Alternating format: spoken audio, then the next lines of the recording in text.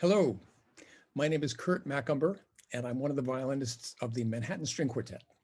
I'd like to welcome you to this concert by my group. Today would have been the occasion of our live performance at the Pleasantville, New York Presbyterian Church, and we actually recorded our concert in that space last month. Although we would have vastly preferred to have you with us in person, we hope you will still enjoy this virtual presentation. We've decided to play for you today some of our favorite movements from different works, including a beautiful quartet by a young composer who will be joining us later to introduce her piece. I've got to say that making these choices felt like being the proverbial kids in the candy shop. So many quartets, so little time. To begin then, a particular favorite of mine, Hugo Wolf's Italian Serenade, a one-movement work which the composer probably would have extended by a few more movements had he not been committed to a psychiatric asylum soon afterwards. It is astounding to think of this sunny work in the context of Wolf's troubled and relatively short life from 1860 to 1903.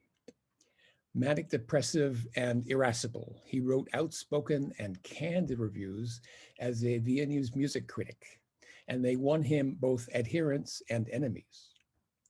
Wolf is best known as the creator of about 300 lieder or art songs. And this serenade, which he composed in a matter of 3 days in 1887, is one of the handful of his non-vocal works. It conveys a sprightly, mischievous quality and strikes me as sort of a mini comic opera. We open with a happy-go-lucky ne'er-do-well prancing along accompanied by his little band. Various challenges occasionally present themselves. A few notable events involve virtuosic antics from the second violinist and an ardent cello recitative, which is mocked by the other players. Despite various minor crises, everybody lives happily ever afterwards.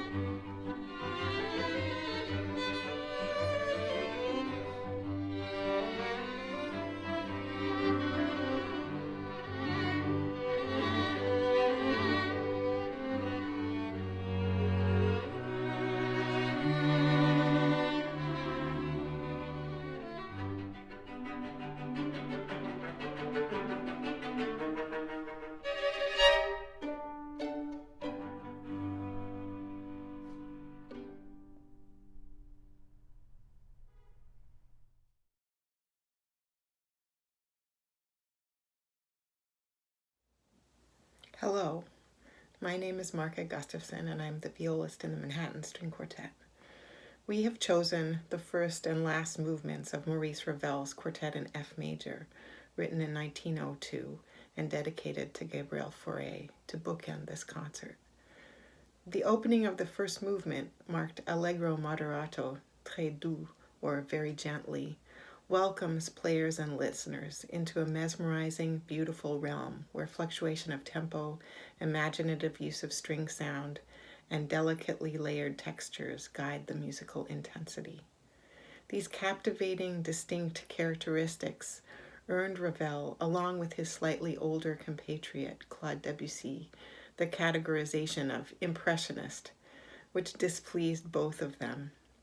They saw themselves not as part of that defined artistic movement, but as rebels on their own terms, reacting against narrow guidelines set out by the French Academy and embodied by their teachers, Fauré and Guedalgue. In all fairness to the listener, this music's continual ebb and flow of instrumental color, pacing, and textures offers an experience akin to the changes of light and breeze on water, an orchard, or over a field of grain. The music is transporting, effervescent, and many other adjectives that you can find to express its unattainable qualities.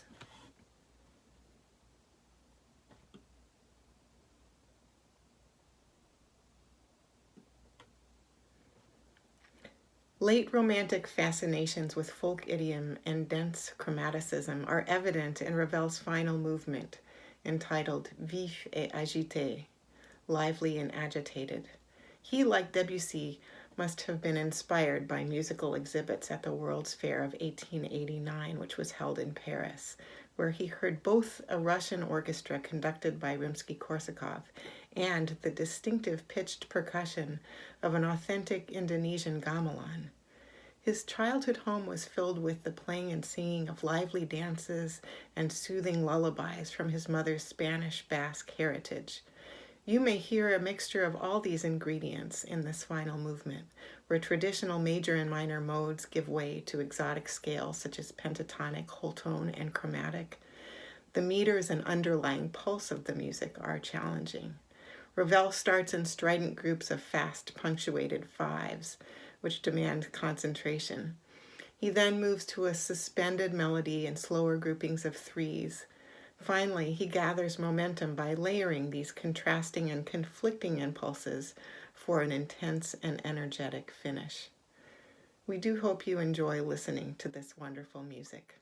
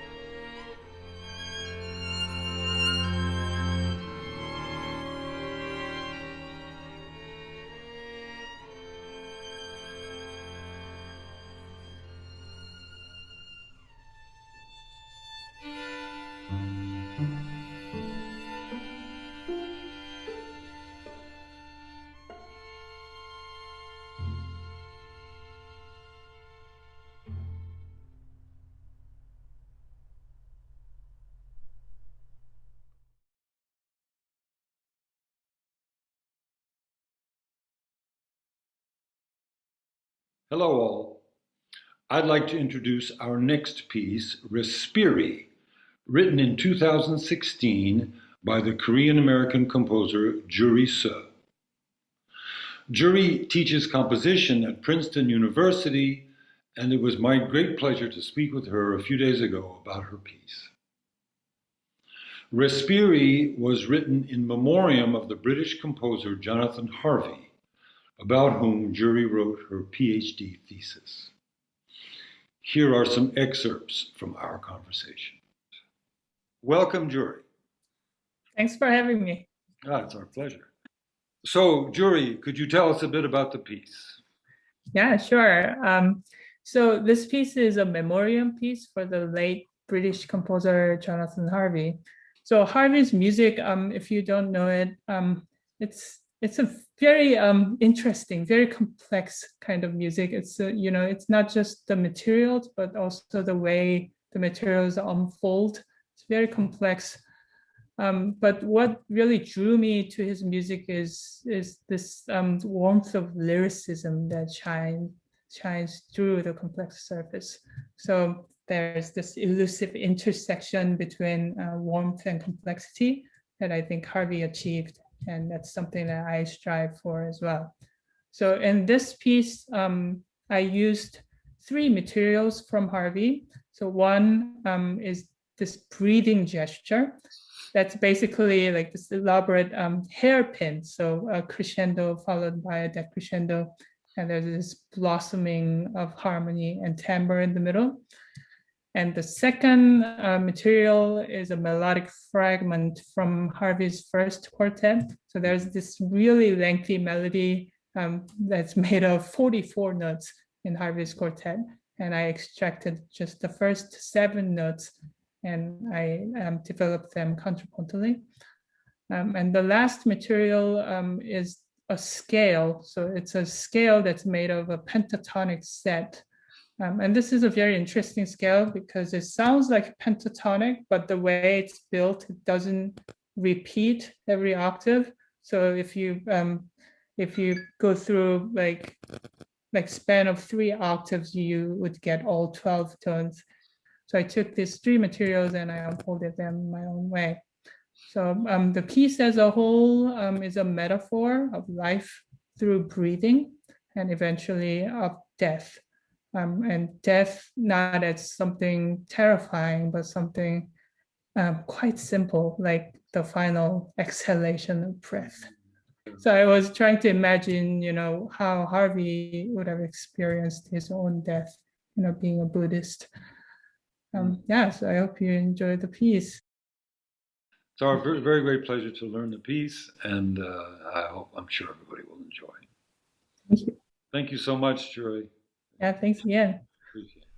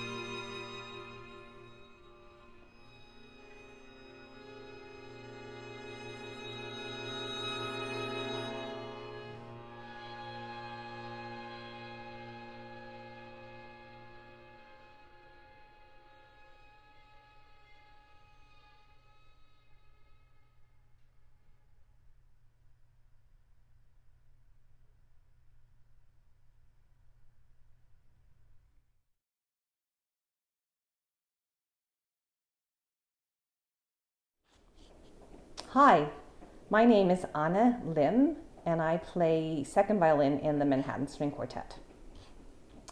When we were deciding what to play on today's program, it seemed fitting to us to choose something from a late Beethoven string quartet.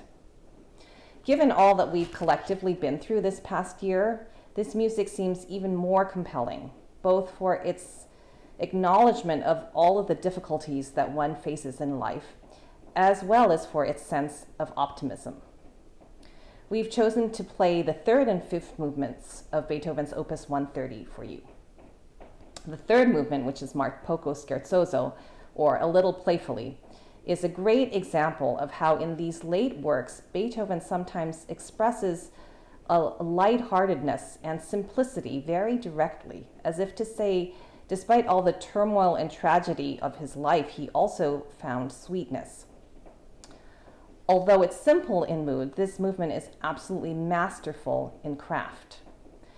The interplay of voices in the classical Viennese way, where the voices, the instruments talk to each other and have a discussion and argument, agreement, is brought to its virtuosic heights here. The Cavatina, in contrast, is possibly the most spiritual movement in all of the string quartet literature.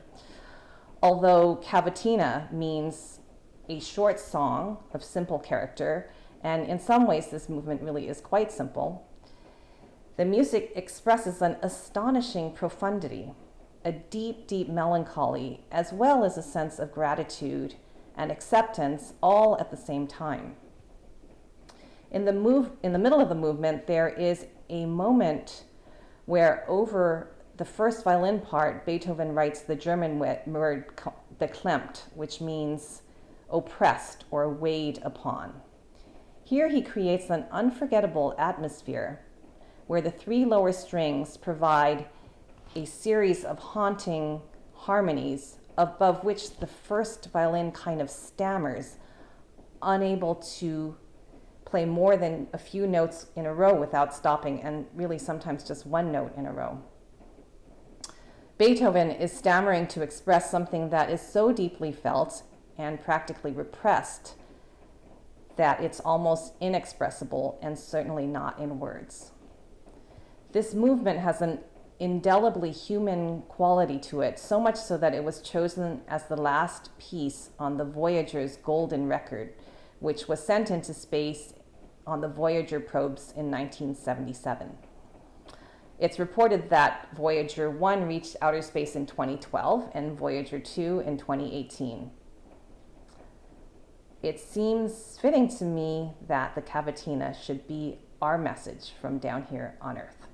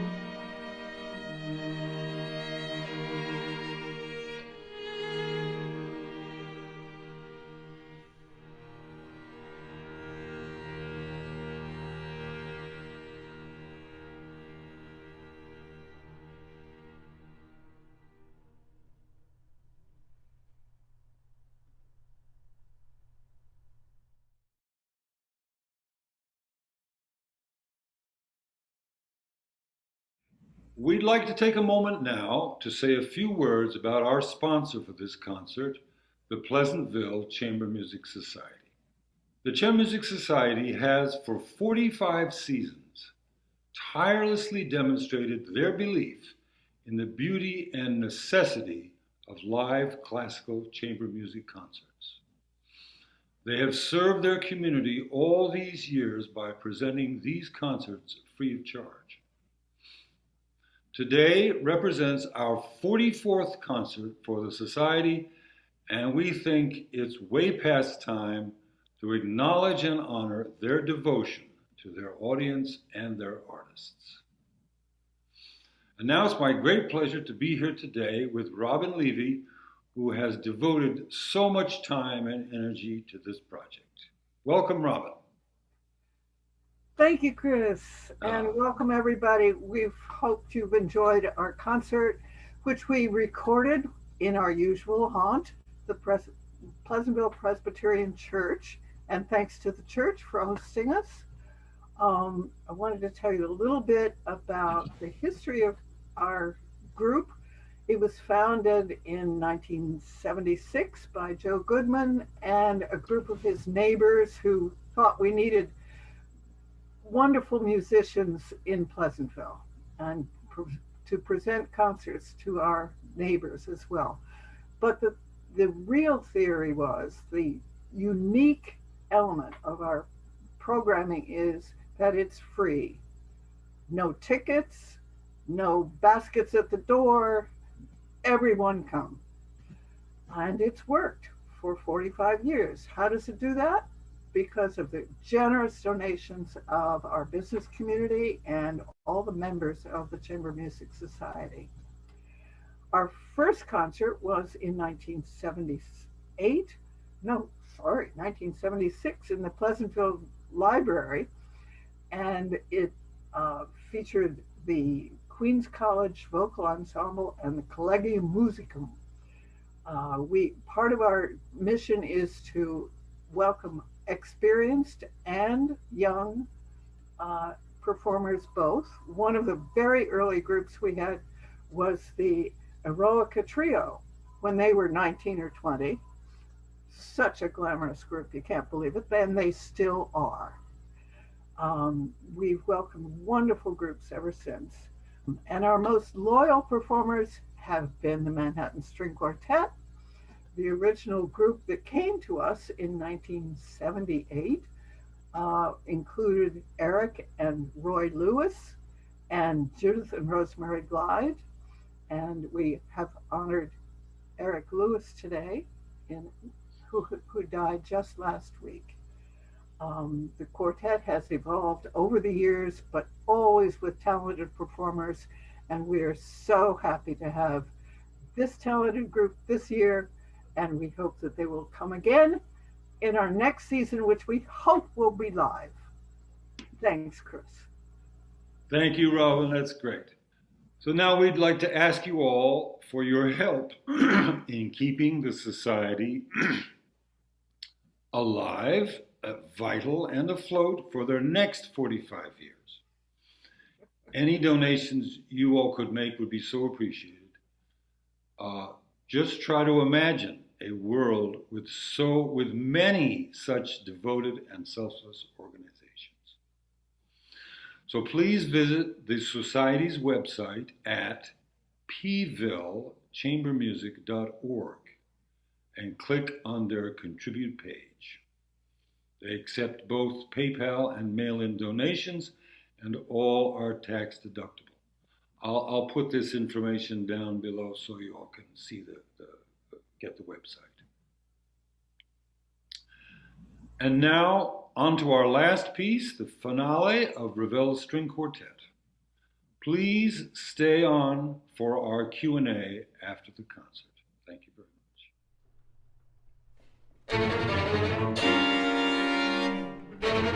much.